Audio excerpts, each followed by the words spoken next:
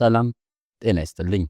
ውድ የኢትዮ አዲስ ዴይሊ ተከታታዮቻችን እንደምን ሰነበታችሁ?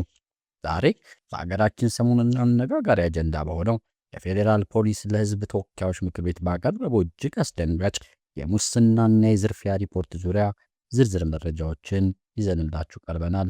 አብራችሁን ቆዩ። ከፍተኛ የመንግሥት የሥራ ኃላፊዎች፣ ታዋቂ አርቲስቶች ስማቸው የተነሳበት ከ98 ቢሊዮን ብር በላይ የሚገመት የሀገርና የሕዝብ ሀብት በኦዲት ምርመራ መዘረፉ መረጋገጡ ተነግሯል። ለመሆኑ እነዚህ ግለሰቦች እነማን ናቸው? በየትኞቹ ተቋማት ውስጥ ነው ይህ ከፍተኛ ምዝበራ የተፈጸመው? ፖሊስ በሪፖርቱ ምንም አዲስ መረጃዎችን ይፋ አደረገ? በማዳበሪያ ግዢ፣ በኤሌክትሪክ ኃይልና በኮንትሮባንድ ዙሪያ የተሰሙት ዝርዝር መረጃዎች አሁን እናቀርብላችኋለን። እስከ ፍጻሜው በድጋሚ አብራችሁን ቆዩ። ከፍተኛ ባለሥልጣናትና ታዋቂ አርቲስቶች ከ98 ቢሊዮን ብር በላይ መዝረፋቸውን በኦዲት ምርመራ መረጋገጡ ተነገረ። በ2018 በጀት ዓመት 9 ወራት በሀገር ኢኮኖሚ ላይ ከፍተኛ ሙስና የፈጸሙ ከፍተኛ ባለሥልጣናትና ታዋቂነታቸውን ተጠቅመው ህብረተሰቡን የዘረፉት አርቲስቶች 78 ቢሊዮን ብር 134 ሚሊዮን ዶላር ወይንም በወቅታዊ የባንክ ምንዛሪ ከ98 ቢሊዮን ብር በላይ ጉዳት ማድረሳቸውን ወይንም ህብረተሰቡን መዝረፋቸውን በኦዲት ምርመራ መረጋገጡን የፌዴራል ፖሊስ አስታወቀ።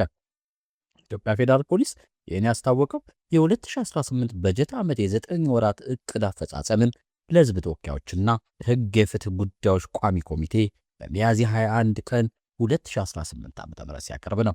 ፌዴራል ፖሊስ የወንጀል ምርመራ ኦፕሬሽን መምሪያ ምክትል ኮሚሽነር ሙልዲሳ አብዲሳ ወንጀል ነክ የሆኑ ምርመራዎች ላይና የሙስና ምርመራ ወንጀሎች እንዴት እንደሚፈጸሙ ሲያብራሩ ሙስና በባህሪው እጅግ ውስብስብ ድርጊት ፈጻሚውን በረቀቀ መልኩ የሚፈጽመው በመሆኑ ይህንን በማስረጃ ማረጋገጥ በጣም አስቸጋሪ ነው። የሙስና ወንጀል ፈጻሚው ከራስ አርቆ ውጭ ሀገሮች ድረስ ንብረትን የሚያሸሽና የሚያከማች በመሆኑ እነዚህን ማውጣት ከባድ መሆኑን ልዩ ስርዓቶች በመዘርጋት ከሌሎች ተቋማት ጋር ትብብር ማድረግና የኦዲት ውጤቶች የሚጠይቅ ስራ ነው ብለዋል። የኦዲት ስራ ከሌለና በሙስና የደረሰው ጉዳት መለካት እንደማይቻል ምንም እንኳን ከዋና ኦዲተር መስሪያ ቤት ጋር ጥሩ ግንኙነት ቢኖረንም በሚፈለገው ደረጃ መርምሮ ውጤት ላይ ለመድረስ ከባድ መሆኑን ተናግረዋል። በበጀት ዓመቱ 9 ወራት በሕዝብ እይታ ውስጥ ያልነበሩ በተለይም ከማዳበሪያ ግዢ ጋር በተገናኘ የግብርናና ኮርፖሬሽን የባህል ትራንዚት ባለሥልጣናት በማዳበሪያ ግዢ ሙስና እንዲሁም በኢትዮጵያ የኤሌክትሪክ ኃይል ውስጥ የተፈጸመው ምዝበራ ላይ ከፍተኛ ምርመራ በማካሄድ ትልልቅ የመንግሥት አመራሮችን ዕውቅናቸውን በመጠቀም ዘረፋውን የፈጸሙ አርቲስቶች ላይ ተጠያቂ ማረጋገጥ ችለናል ብለዋል። ሪፖርቱን ያቀረቡት ኮሚሽነር ጀነራል ደመላሽ ገብረ ሚካኤል በበኩላቸው ፌዴራል ፖሊስ በኮንትሮባንድ ዝውውር መካከል ስራውን በ2018 ዓ.ም በጀት ዓመት የመጀመሪያዎቹ 9 ወራት 20.5 ቢሊዮን ብር የሚገመቱ ሸቀጦችን በቁጥጥር ስር መዋሉን ተናግረዋል። ፌዴራል ፖሊስ በአዲስ አበባና በመላ ሀገሪቱ የሚገኙ 623 ከፍተኛ መሠረተ ልማቶችና የፌዴራል ተቋማት ላይ ጥበቃ እያደረገ መሆኑንም ተናግረዋል።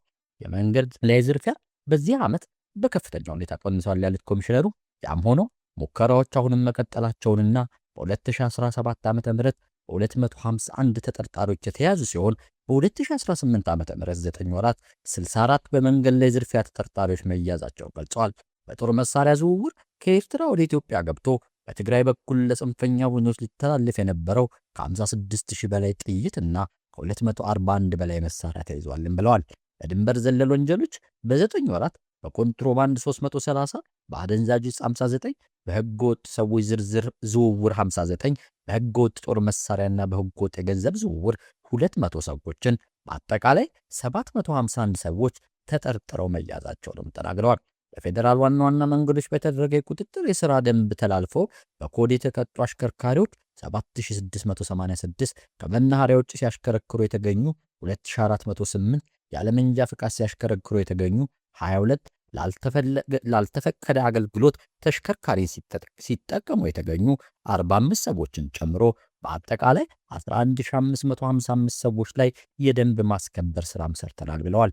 በ9 ወራት በክልሎች ወደ ፌዴራል ፖሊስ ከመጣው የወንጀል ክስ ብዛት ድሬዳዋ 53307፣ በኦሮሚያ 46655፣ በአማራ 11574፣ ደቡብ ኢትዮጵያ 11921፣ ከደቡብ ምዕራብ ኢትዮጵያ 10196 ጨምሮ በአጠቃላይ ከትግራይ ክልል ውጭ በሚገኙ ክልሎችና ከተማ አስተዳደሮች 157871 ወንጀል ክስ መቅረቡን አስረድተዋል።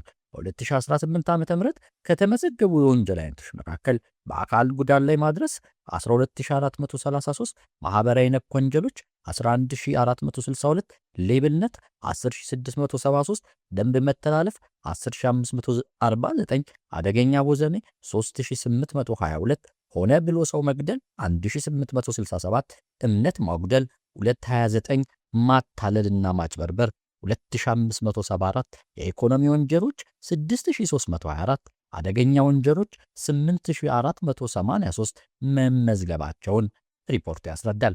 ኮሚሽኑ በ9 ወራት ፈንጂ ለጫኑ ተሽከርካሪዎች ምርቶቻቸውን ወደ ተለያዩ ሀገሮች ለሚልኩ ድርጅቶች ለገንዘብ ጭነቶች፣ የጉምሩክና የባቡር ጭነቶችን ጨምሮ የእጀባ አገልግሎት መስጠቱንም አስታውቋል። የምድር ባቡር የፖሊስ መምሪያ ከአዲስ አበባ ጅቡቲ ለሚዘልቀው የባቡር መስመር ከፍተኛ ጥበቃ ስለማድረጉም አክለው ተናግረዋል። የሰራዊት ሕይወትና ኑሮ ማሻሻል የበጀትና የግብዓት እጥረት ትኩረት እንዲደረግበትም ጠይቀዋል። ፖሊስ መስዋዕትነትን እየከፈለ የአገሪቱን ሰላምና ደህንነት እያስከበረ ነው ያሉት ኮሚሽነሩ አንዳንዶች መኖሪያ ቤት ያላቸው ቢሆንም ሰራዊቱ በስፋት በካምፕ እንደሚኖር ገልጸው መንግስት እገዛ አድርጎ የፌዴራል ፖሊስ የራሱ የመኖሪያ ቤት ካምፕ ሊኖር ያስፈልጋል በማለቱ ምክር ቤቱ ጠይቀዋል። አዲስ አበባ ሞባይል የሚነጥቁና የመኪና ስፖኪዮ የሚሰርቁ አይነት ወንጀል ጉዳይ ካልሆነ ህብረተሰቡን ስጋት ውስጥ የሚከት የተደራጀ የወንጀል ተግባር የሚፈጸምበት ከተማ አይደለም በማለትም ተናግረዋል። በጸጥታና ደህንነት መለኪያ ከብዙ ያደጉ ሀገሮች ከተሞች በጣም የተሻለ ተመራሽ ከተማ መሆኑን የሚያሳይ ብዙዎች የመሰከሩለት በየትኛውም ሰዓት ሰዎች ቀንም ከሌሊትም በነጻነት የሚንቀሳቀሱበት ከተማ ነው በማለት ገልጸዋል። ኮሚሽነሩ በሰጡት ማብራሪያ የኮንትሮባንድ እንቅስቃሴ ውስጥ የመንግስት ኃላፊዎች ኔትወርክ የሌለበት መሆኑን በተጨባጭ በኦፕሬሽን ማረጋገጥ ችለናል ብለዋል። ከምክር ቤት አባላት መካከል አዳሌ ኮዳ የተባሉ አባል ፖሊስ አሁን የደረስኩበት በሚለው ደረጃ እዚህ ከተማ ውስጥ የሚፈጸሙ ወንጀሎች ከፖሊስ ያመልጣሉ ብዬ አላስብም ብለዋል። የግል መኪና የተሰብሮ ንብረት ተሰርቆብኝ አካባቢው ላይ ያሉ ካሜራዎችን ፈልጌ ለፖሊስ መረጃ ብሰጥም ክትትል ተደርጎ ተጠርጣሪው መያዝ አልተቻለም በማለት ጠይቆ ነበር። ክለው አሁን የምናገረውን ያህል በቴክኖሎጂ አድገናል እንዲየሰራን ነው ብለን ስንናገር ህዝቡ ምን ይላል በማለት ጠይቋል። የፌዴራል ፖሊስ ኮሚሽን የወንጀል ምርመራ ኦፕሬሽን መምሪያ ምክትል ኮሚሽነር ሙሌሳ አብዲሳ በበጀት ዓመቱ በተፈጠረው የምርመራ አቅም ወንጀል የሚጠረጠሩ ሰዎችን አስሮ ከመመርመር ቀድሞ ሊሰበሰቡና ሊመረመሩ የሚገባቸው ሰነዶችን አጠናክረን ወደ መያዝ ነው እየሄድን ያለነው የሚል ምላሽ ሰጥቷል። በአደገኛ ዝውውር የኢትዮጵያ አየር መንገድን በመጠቀም በተለይም ናይጄሪያውያን በድግግሞሽ እንደሚያዙ የገለጹት ኮሚሽነሩ በ9 ወራት ከ44 ቢሊዮን ብር በላይ በህገ ወጥ የሐዋላ ዝውውር የተሳተፉና የተገኙ 92 ተጠርጣሪዎችን ወደ ህግ አቅርበናል ብለዋል። በሞባይል ባንኪንግ በሚፈጸሙ የፋይናንስ ወንጀሎች በየቀኑ ህዝቡ ላይ እየደረሱ ያሉት ተደጋጋሚ ክስተት ናቸው ያሏቸው ኮሚሽነር ሙሊሳ ወንጀሉን የሚፈጽሙ ሰዎች በቀላሉ ተፈልገው የማይገኙና ቋሚ አድራሻ የሌላቸው በመሆናቸው የዜጎችን ንቃተ ህሊና ማደግ ትልቅ ሚና አለው ብለዋል። ውዴቱ አዲስ ቴሌቪዥን ቤተሰቦቻችን የፌዴራል ፖሊስ ያቀረበው የ9 ወራት ሪፖርት አገሪቱ ያለችበትን የሙስና ስፋትና የወንጀል ሁኔታ ፍንጭ የሚሰጥ ነው። በተለይም የታዋቂ ሰዎችን ስምና ከፍተኛ ገንዘብ መጠን መነሳቱ ጉዳይ ይበልጥ አሳሳቢ ያደርገዋል። እናንተስ በዚህ ሪፖርት ላይ ምን ትላላችሁ? ፖሊስ የጀመረውን ምርመራና ተጠያቂነትን የማረጋገጥ ስራስ እስከምን ድረስ ይዘልቃል ብላችሁ ትጠብቃላችሁ? አስተያየቶቻችሁን በኮሜንት መስጫው ላይ ጻፉልን። ቪዲዮን ከወደዳችሁ ላይክ ማድረጋችሁንም እንዳትረሱ። ለሌሎች ወዳጆቻችሁም እንዲደርስ ሼር አድርጉ።